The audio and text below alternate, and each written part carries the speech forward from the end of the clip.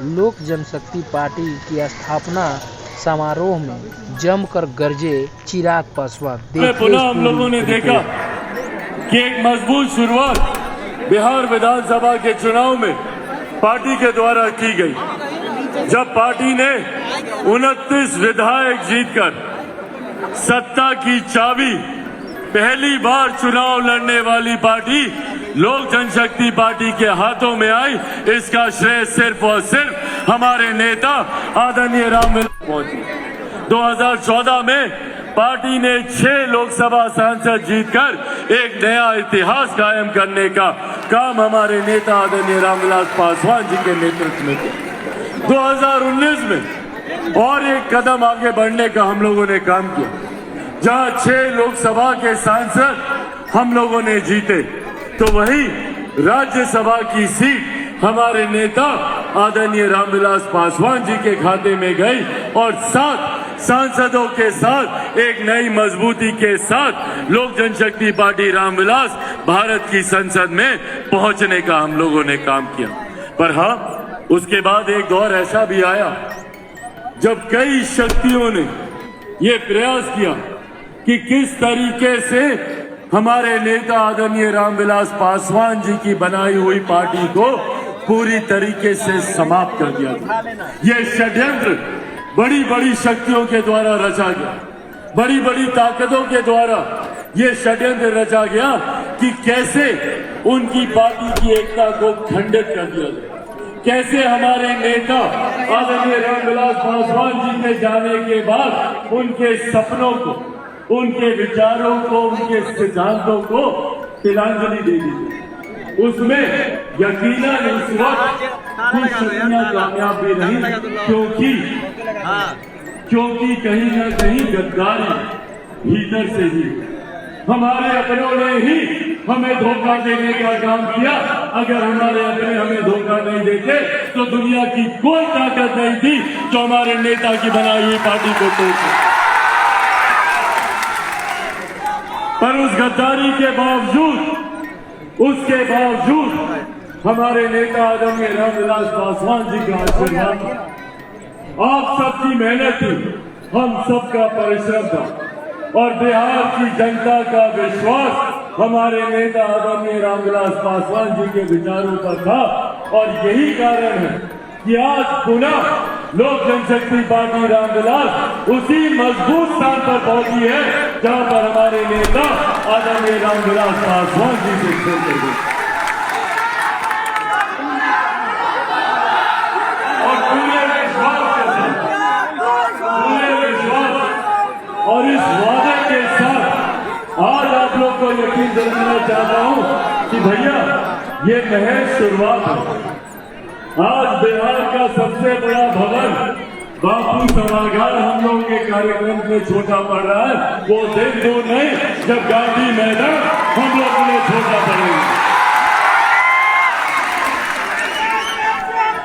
वो दिन दूर नहीं जब गांधी मैदान से बिहार की सरकार में दस्तक देने का मजबूत काम लोक जनशक्ति पार्टी रामविलास करने जाएगी।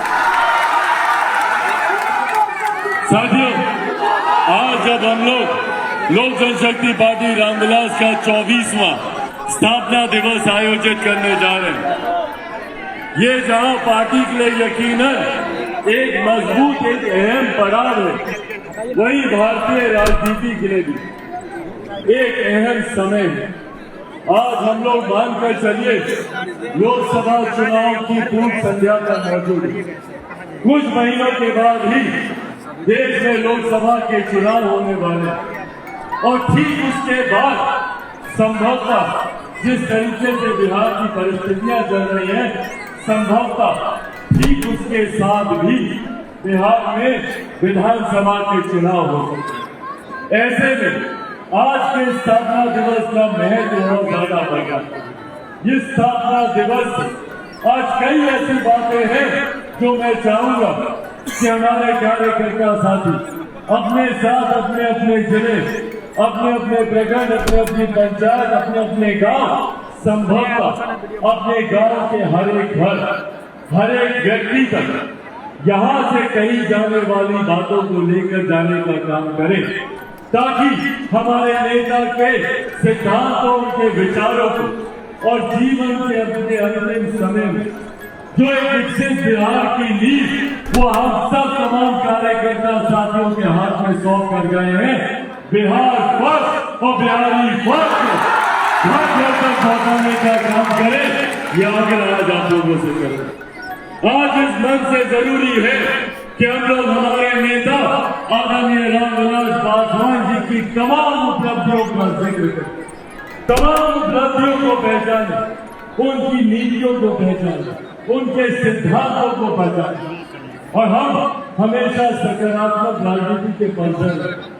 दूसरे की कमजोरियों को तो हम दर्शाएंगे, पर साथ में हमारी क्या ताकत है ये बताना भी जरूरी है।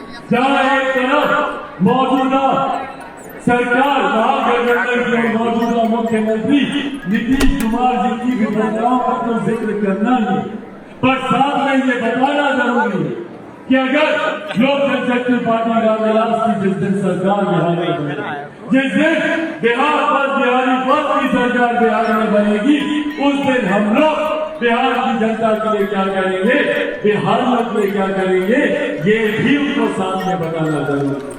और आज इन तमाम बातों का जिक्र प्रमुखता से आपके समक्ष में रखने का काम करूंगा। मैं चाहूंगा कि इन तमाम बातों को आप अपने साथ लेकर, साथियों हमारे लिए यकीनन एक गर्व की बात कि हम एक ऐसे नेता के अनुयायी हैं जिनको देश में तो क्या दुनिया में भी वो किसी पहचान के मोहताज नहीं। दुनिया के किसी कोने में चले जाए हमारे नेता आदरणीय रामविलास पासवान जी का नाम नहीं। मुझे गर्व होता है जब मैं देश के अलग अलग कोनों में जाता हूँ, दुनिया के अलग अलग कोने में जाता हूँ, तो वहां पर हमारे नेता आदरणीय रामविलास पासवान जी के विचारों से सहमति रखने वाले हजारों लाखों की संख्या में लोग मिलते हैं। और इसका कारण